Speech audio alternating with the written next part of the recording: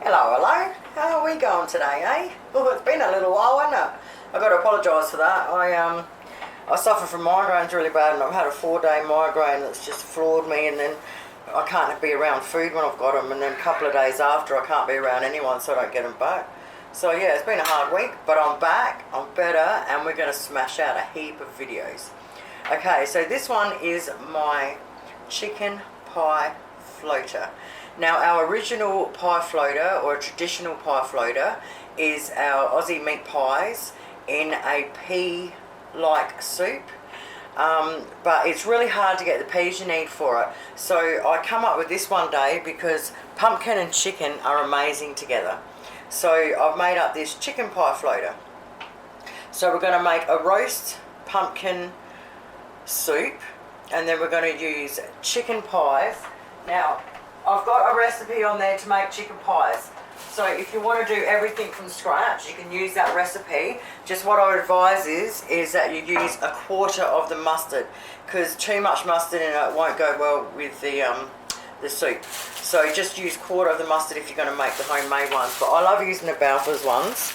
And at the moment they've got these buttered chicken pies, and oh my god, mate, that with this are amazing. So if you want to make your own, make your own. Otherwise, wherever you are in the world, grab your favourite chicken pies, your little chicken pies, and have them ready to go as well. Okay, now for our roast pumpkin. Alright, well what we're going to need all up is we're going to need parsley. We're going to need 2 large onions. We're going to need some ground or, smashed up coriander seeds. We're going to need garlic. You can use fresh or jar garlic. We're going to use chicken salt. And then we're going to pretend that this is a whole pumpkin.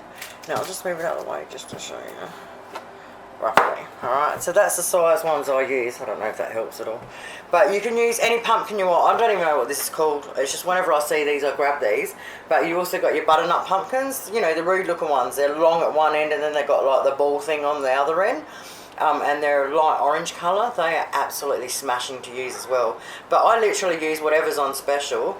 And they all taste a fraction different, but they're all really yummy. So we win either way. Alright, so, and the other thing we're going to need is cream. So I've got that in the fridge too. Okay, so before I go on about that, I'll just tell you what to get, because in a couple of weeks time, I'm not going to say next week, because I always jinx myself and then it doesn't happen, but sometime soon in the near future, we're going to do the traditional pie floater, okay, which is the meat pie and the peas. Now for the peas, they are so hard to get, and I can't believe it, I finally found them and I'm absolutely wrapped. Alright, so they come from Garnish. So if you're anywhere near the Garnish brothers, you're laughing, you can just go in there and get them, right?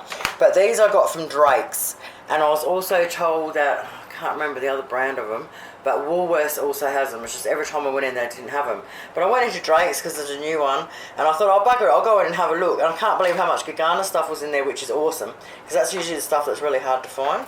So these are called premium green dried peas, and the actual name for them is blue boilers. So if you're ringing up and asking around for them, you want to ask for blue peas, okay? But that's what they're called, and they're blue boilers.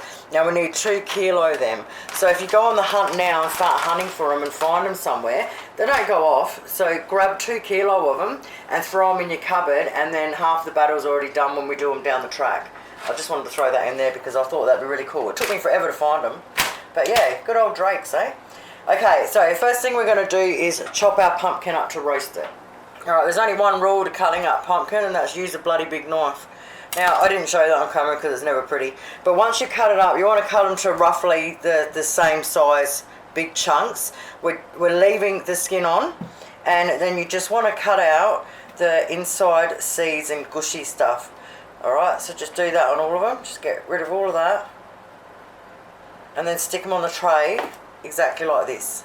Now the first thing I've got to say, which I forgot about because I was talking too much, is preheat your oven at 180 degrees Celsius.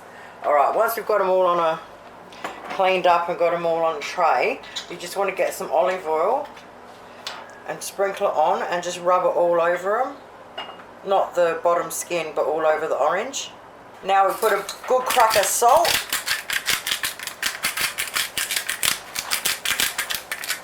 And a good crack of pepper on them. And in the oven they go. Alrighty, smells good up in here. They took 55 minutes in my electric oven to cook. So basically just get a fork and stick it in. If it glides straight through, then they're cooked and ready to go. Alright, so now leave your oven on. Put them aside to cool down so they're easier to work with. Because we'll do other stuff while they're cooling down. Now get your pies. I like to get mine from frozen. So if you're going to do the homemade ones, you can make them way ahead of time and freeze them. And then when you're at this stage, when you pull it out, stick your pies in. As soon as your pies are ready, just turn your oven off and leave them in there. Pretty much the soup and the pies are ready at the same time. It's awesome. While the pumpkin's cooling down, we want to grab our onions, we want to peel them, and we want to chop them really small. Chop my onion up reasonably fine, but I'm going to use one of these electric blender things, okay? So if you don't have one of these like I didn't have for years and years, I used to use a potato masher. But if you're going to use your potato masher, take the time to cut your onion really, really small now, and you'll be winning. Set the onion aside for a minute. Now the next thing we need is a pot. Now I like using one of these, I'm going to show you, it's so hard. A deep long pot, okay, so a really deep one. So when we're blending it after, you haven't got hot soup going everywhere, so it's great to use one of these. Now if you're using a potato masher, you don't have to worry about it too much. Alright, so we get one of them ready, make sure it's a pot with a lid, or something you can use as a lid. Alright, then we get our cooled down pumpkin. Get a big ass spoon. Now which one are you going to be able to see me do it on yet? Alright, and you just scoop it out. Just scoop it all out and chuck it in your pot, and just scoop it right down to the skin and put everything in there but the skin. Now with the skin, you either just throw it away, or if you want to use it for compost, after it's been roasted like this, it breaks down really easy in compost. It's awesome for it. So yeah, just go through and get them all off the skin and into the pot. Now we've got all our delicious pumpkin in there. We'll just sit it on the bench for a minute, put the lid on it and leave it there. Now we want to get out a frying pan. Alright, heat our pan on a medium heat. Stick in about 30 gram stick of butter. Throw in your onions.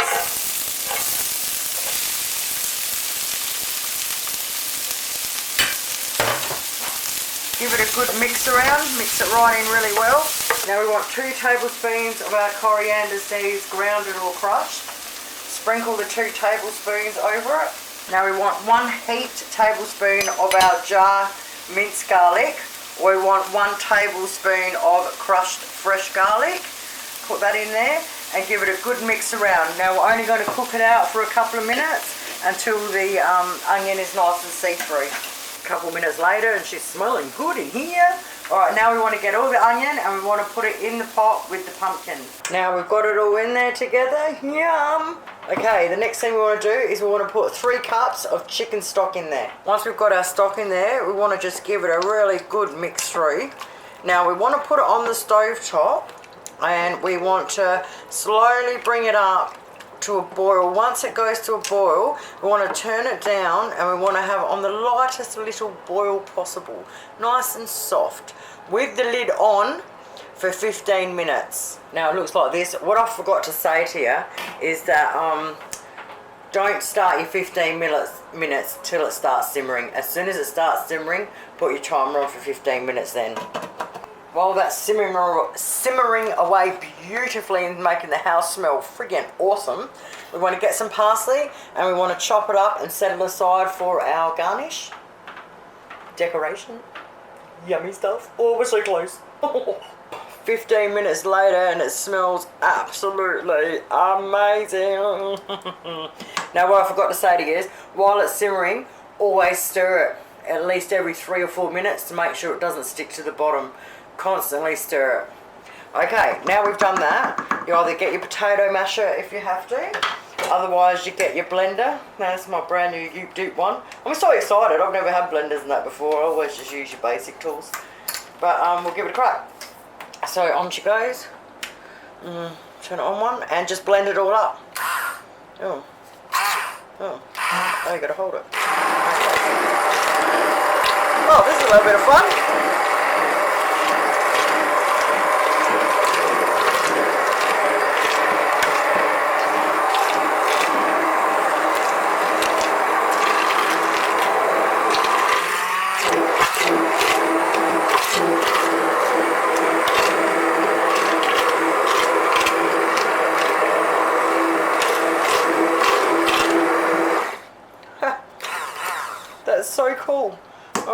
once you've done that.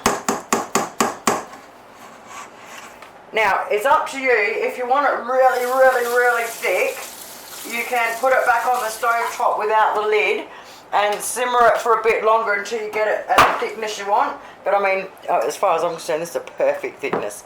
Now, when it comes to cream, it's totally up to you how much or how little you use, depending on how creamy you want it.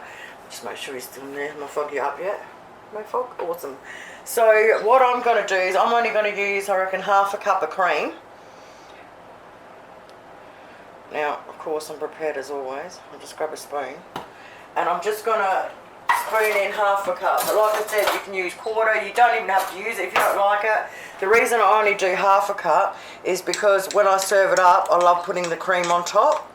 I don't know if I'm in your way or not, but just drizzle it in and mix her up. Then give it a nice good stir through. And we are ready to serve, my friends. Oh yeah, baby, this is my favourite part. Alright, ladle in as little or as much pumpkin soup as you like. Now, they're big eaters here, so I'm doing them in big plates. Oh yeah, baby. So good. Alright, I'll do one more. So this would make up at least 6 to 8. If you did them in normal plates, you could probably even get 10. Okay, now we get a little bit of cream on a spoon. Oh, I want to use my measuring spoon because it makes it a lot easier, but of course I can't. Okay, so, and I just like to, like a saw. Then we place our nice hot chicken pie in there. Oh yeah, baby. Yeah. Alright, and then I like to put a little bit of the soup on top, just to make it a little bit fancy, like a saw. And then I'll get a little bit more cream. Yeah, if you use the actual tablespoon measuring cup, you can pour the cream beautifully. Alright, just a little bit over there. Oh. Now, you can use some cracked pepper if you want. That is absolutely optional. I'll go there. See what I mean by like putting the cream over it? So, yeah, you don't need to put as much in it. And then we sprinkle it with a little bit of parsley.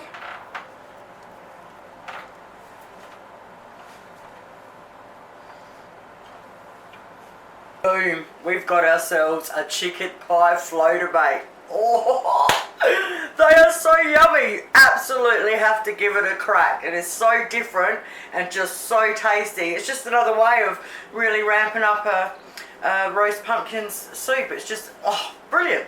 Now, there's a couple of other things you can do. I've got a vegetable soup on my channel, and on the beginning I do garlic croutons. Now, if you don't want to do your pie floater, you can make the garlic croutons on and put them on top with the parsley. Oh, beautiful. Now, another way to do it is you can either, when you're putting your pumpkin into roast, you can put a chicken in as well. When your pumpkin's ready, you can take the pumpkin out and leave the chicken in. By the time you finish making the soup, your roast chicken is ready. Now, if I don't have one of them and I'm out and I'll grab a barbecue chicken, because I love the skin on the barbecue chickens, you can get a hot barbecue chicken as well. So I would put the pumpkin soup in first, then put the cream on, then I would sit big chunks with the bone in that of chicken on top, and a little bit more cream on there, and a little bit of parsley, and oh my god, mate, roast chicken and pumpkin soup is just amazing. Wait, thank you guys so much for watching. I'm going to take a short break and I'm going to come back and crack out another one. Oi, bye!